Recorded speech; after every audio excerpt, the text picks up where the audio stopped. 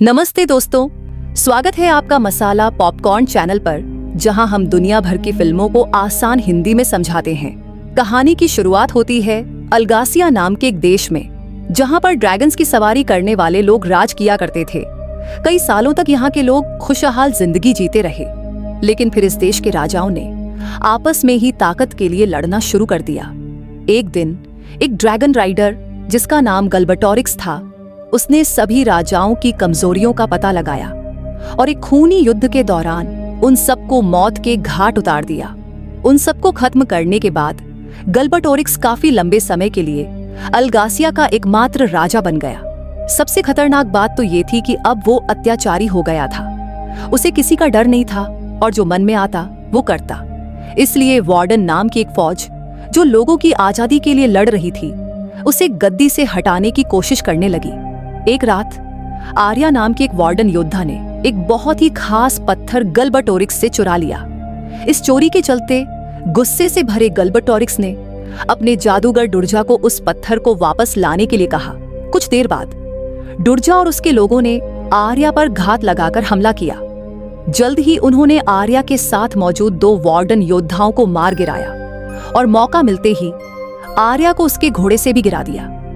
आर्या ने बच निकलने की बहुत कोशिश की, लेकिन डुर्जा ने अपनी जादुई ताकत से उसे घेर लिया और पत्थर लौटाने को कहा।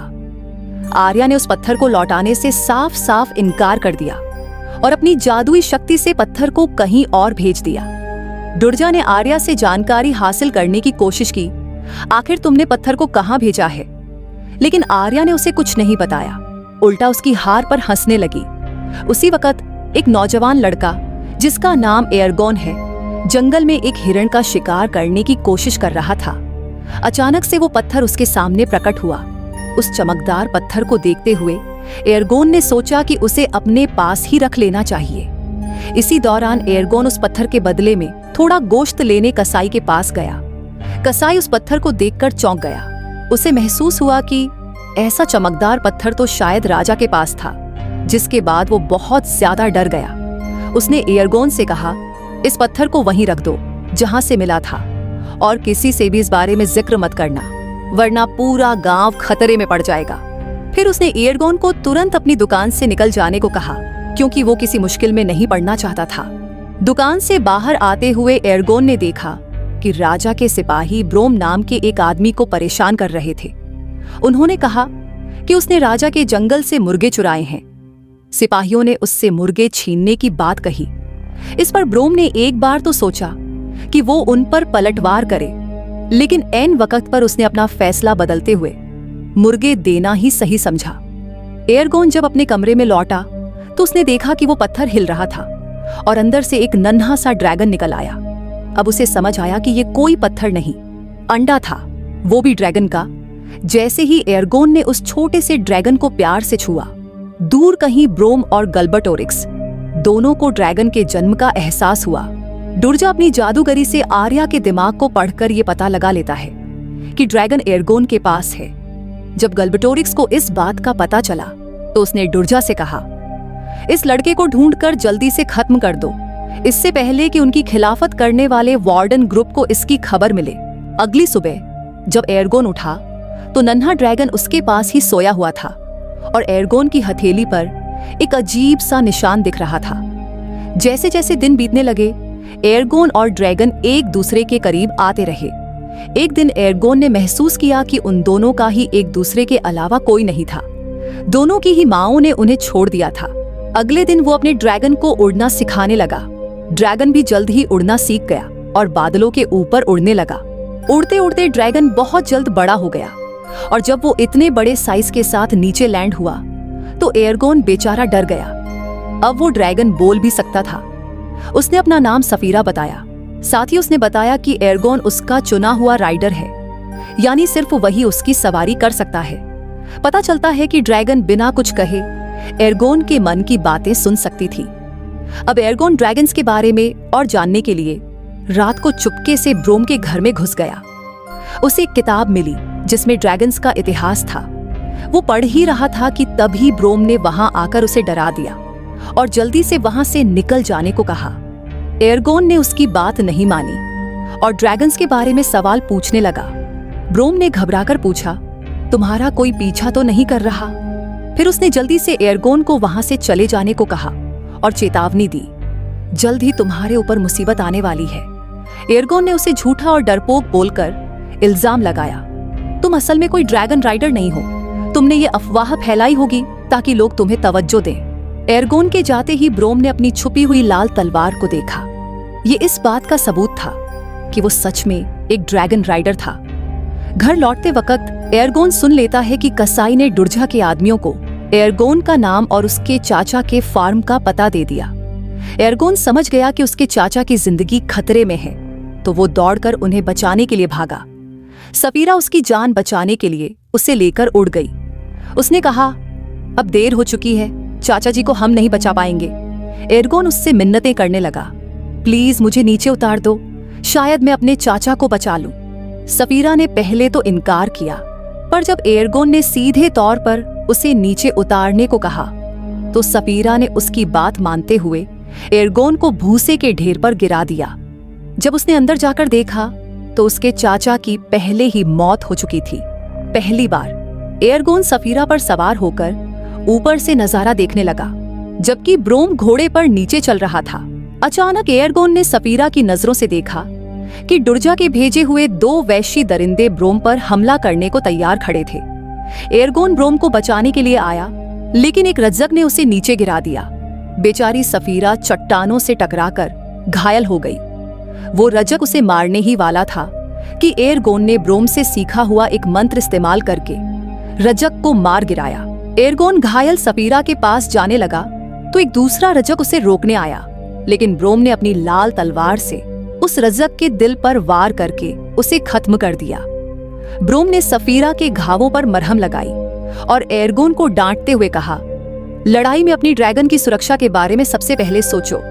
एर्गोन ने ब्रोम का हाथ थामा और उस पर ड्रैगन राइडर का निशान देखकर समझ गया कि ब्रोम भी पहले एक ड्रैगन राइडर हुआ करता था। ब्रोम ने बताया, मेरे ड्रैगन को एक धोखेबाज राइडर मोरजान ने मारा था। बाद में मैंने मोरजान को ढूंढकर उसे भी मार गिराया और उसकी लाल तलवार अपने पास रख ली। डुर्जा एर्गोन को फंसाने के लिए उसे सपनों में आर्या से मिलाने लाया, जहां आर्या उससे मदद मांग रही थी। मुझे डुर्जा की कैद से बचा लो। एर्गोन की जैसे ही आंख खुली, उसने उसे बचाने का फैसला कर लिया। ब्रोम ने उसे ऐसा करने से मना किया, खतरा बहुत बड़ा है, लेकिन एर्गोन सुनने को तैयार ही नहीं था। एर्गोन तुरंत सफीरा पर सवार होकर उड़ गया। सफीरा उसे रोकना चाहती थी, पर एर्गोन ने आदेश देकर कहा, जैसा मैं कह रहा हूं वैसा ही करो। जल्द ही एर्गोन उस जगह पर पहुंच गया जहां आर्या को कैद किया गया था। चुपके से अंदर जाकर उसने आर्या को ढूंढ भी निकाला, मगर वो कहां जानता था कि वो डुर्जा के फैलाए जाल में फंसता जा रहा था। जैसे ही वो आर्या के करीब पहुंचा, डुर्जा ने पीछे से आकर उस पर अपने जादुई भाले से हमला कर दिया, लेकिन ब्रोम ने बीच में आकर एर्गोन की जान बचाई, पर इस हमले में वो खुद गंभीर रूप से घायल हो गया। ब्रोम को घायल देखकर एर्गोन ने गुस्से में डुर्जा पर तीर जला दिया, जो सीधा उसके सिर पर लगा, लेकिन इसका भी कोई असर नहीं हुआ। डुर्जा वहां से गायब हो गया, लेकिन इस सब में उसका जादू आर्या के ऊपर से टूट गया। आर्या और एर्गोन घायल ब्रोम को वहां से ले जाने लगे, पर बहुत सारे सिपाहियों ने उन्हें घेर लिया था। ऐसा लग रहा था कि बच निकलने का कोई रास्ता नहीं है, लेकिन तभी सफीरा छत तोड़कर वहां आ गई। एक अनजान आदमी जिसका नाम मुर्ताग है, तीर तानकर खड़ा था। एक बार तो ऐसा लगा कि उसने एर्गोन पर तीर चलाया, मगर वो उसके पीछे से हमला कर रहे सिपाही को मारना चाहता था। इसके बाद सफीरा की मदद से वो सभी वहां से निकल गए। भागने के बाद एर्गोन ने देखा कि ब्रोम मरने की कगार पर था। ब्रोम ने उसे अपनी लाल तलवार दी और समझाया, डुर्जा जैसे शैतान को मारने के लिए उसके दिल को छेदना होगा। एर्गोन ने अपने जादू से ब्रोम को ठीक करने की कोशिश की, मगर कोई फायदा नहीं हुआ। सफीरा ब्रोम को अपनी पीठ पर बैठाकर एक आखिरी बार हवाई सैर पर ले गई, क्योंकि वो एक ड्रैगन राइडर था। वहां ब्रोम ने अपनी आखिरी सांसें ली। आगे बढ़ने से पहले आर्या बीमार होकर गिर पड़ी, क्योंकि डुर्जा ने उसे अपने जादू से झड़ दिया था। तभी अचानक सफीरा ने मुर्ताग को पकड़ लिया, जो उनका पीछा कर रहा था। मुर्ताग ने एर्गोन को अपनी बचपन की कहानी सुनाई। गल्बटोरिक्स ने मेरे पूरे परिवार को खत्म कर दिया। अब मैं तुम्हारे साथ मिलकर लड़ना चाहता हूँ। एर्गोन ने भी हाँ कर दी और मुर्ताग उन्हें सबसे तेज रास्ते से वार्डन की खुफिया जगह पर ले गया। कुछ देर बाद वो एक झरने के पास थे, जहां एक ऑर्गल ने एर्गोन पर हमला कर दिया, लेकिन मुर्ताग ने ऐन वक्त पर आकर उसे मार गिराया। झरने के पानी से गुजरकर वो दोनों वार्डन के योद्धाओं से मिले, लेकिन कोई ये नहीं जानता था कि ऑर्गल्स उनका पीछा करते हुए वहां तक आ पहुंचे थे। इसी दौरान गल्बटोरिक्स डुर्जा को डांट रहा था क्योंकि वो एर्गोन को पकड़ नहीं पाया, पर तभी डुर्जा को पता चला कि ऑर्गल्स ने एर्गोन का पीछा करते हुए वार्डन की वो खुफिया जगह ढूंढ निकाली थी। गल्बटोरिक्स ने तुरंत डुर्जा को सेना लेकर सबको मार गिराने को कहा। इधर एर्गोन और मुर्ताग अजहाद से मिले, जो वार्डन का लीडर था। अजहाद ने एर्गोन से अपने ड्रैगन को बुलवाने को कहा। एर्गोन ने जैसे ही सफीरा को पुकारा, सभी लोग उसे देखकर भौचक्के रह गए। साथ ही एर्गोन ने उन्हें आर्या का इलाज करने को कहा, क्योंकि उस पर अभी भी डुर्जा के जहर का असर था। इसी बीच ऑर्गल्स चुपके से बाहर खड़े गार्ड्स को मारकर अंदर आने लगे। अजहद को खबर मिली कि ऑर्गल्स बहुत जल्द उन पर हमला करेंगे। उसने अंदाजा लगाया कि राजा की सेना भी ऑर्गल्स के साथ होगी। उसने एर्गोन से पूछा, क्या तुम लड़ाई में हमारा साथ दोगे? एर्गोन ने हामी भरी, लेकिन तभी अजहद ने मुर्ताग को पहचान लिया और कहा, तुरंत इस गद्दार के बच्चे को पकड़ लो, क्योंकि वो मोरजान का बेटा था जिसने सभी वार्डन को धोखा दिया था। मुर्ताग ने अपने बचाव में कहा, मैं अपने पिता जैसा नहीं हूँ, मैं भी उनसे उतनी ही नफरत करता हूँ जितनी तुम सब। लेकिन फिर भी अजहाद ने उसे बंदी बना लिया। अब डुर्जा राजा की पूरी सेना लेकर वहां पहुंच चुका था। डुर्जा ने उनका हौसला बढ़ाकर उन्हें युद्ध के लिए तैयार किया। उधर सभी वार्डन भी लड़ाई के लिए पूरी तरह तैयार थे। अजहाद ने एर्गोन को उसकी सुरक्षा के लिए आर्मर पहना दिया। आर्या, जो अब पूरी तरह ठीक हो चुकी थी, एर्गोन के पास आई। उसने कहा, भगवान ने तुम्हें इस काम के लिए चुना है, वरना आखिर इतने सालों बाद पैदा हुई वो ड्रैगन तुम्हें ही क्यों चुनती? खैर, जल्द ही ऑर्गल्स दरवाजा तोड़कर अंदर घुस आए। एर्गोन ऊपर एक चट्टान पर खड़ा होकर ये सब देख रहा था। उसने तुरंत सफीरा पर सवार होकर उसे आग उगलने को कहा और एक ही पल में युद्ध का पासा उनकी तरफ पलट गया, क्योंकि न जाने कितने ऑर्गल्स जलकर मारे गए। उधर मुर्ताग कैद में चिल्लाने लगा, कोई मुझे बाहर निकालो। लेकिन तभी एक उर्गल गलत दरवाजा तोड़कर उसे मारने आया, लेकिन मुर्ताग ने बड़ी आसानी से उसे मारकर युद्ध में शामिल हो गया। तब राजा की सेना भी डुर्जा के साथ आकर ऑर्गल्स के साथ मिल गई, लेकिन एर्गोन ने फिर से सफीरा को आग उगलने को कहा, जिससे बहुत सारे सैनिक मारे गए। तभी अचानक हमने देखा कि अजहाद को राजा के सिपाहियों ने हर तरफ से घेर लिया था। वो उसे मारने ही वाले थे, पर तभी एर्गोन ने बीच में आकर उसे बचा लिया। अब एर्गोन का सामना डुर्जा से हुआ, जिसने काले जादू से अपने लिए भी एक ड्रैगन बना लिया और उस पर सवार हो गया। शुरुआत में तो डुर्जा का पलड़ा भारी पड़ा। उसके ड्रैगन ने सफीरा की गर्दन में अपने दांत गड़ा दिए। एर्गोन ने अपनी लाल तलवार से उस ड्रैगन पर हमला किया और फिर सफीरा को आग बरसाने को कहा। इसके बाद घायल हुई सफीरा ने अपनी पूंछ से एर्गोन को दूर तक उछाल दिया, जिससे उसने बड़ी तेजी से वो लाल तलवार डुर्जा के दिल के आर पार कर दी। ये वार इतना खतरनाक था कि डुर्जा की मौके पर ही मौत हो गई। इसके बाद एर्गोन नीचे गिरने ही वाला था, पर सफीरा ने उसे हवा में पकड़कर बचा लिया। लेकिन बेचारी के घाव इतने गहरे थे कि वो ठीक से उड़ नहीं पा रही थी। दोनों जमीन पर आ गिरे, लेकिन एर्गोन की जान बच गई, पर बेचारी सफीरा मरने की कगार पर आ चुकी थी। एर्गोन ने अपनी पूरी जान लगाकर अपनी जादुई शक्तियों से उसे बचाने की कोशिश की, लेकिन कुछ देर बाद वो बेहोश हो गया। जैसे ही उसकी आंख खुली, उसने सफीरा के बारे में पूछा।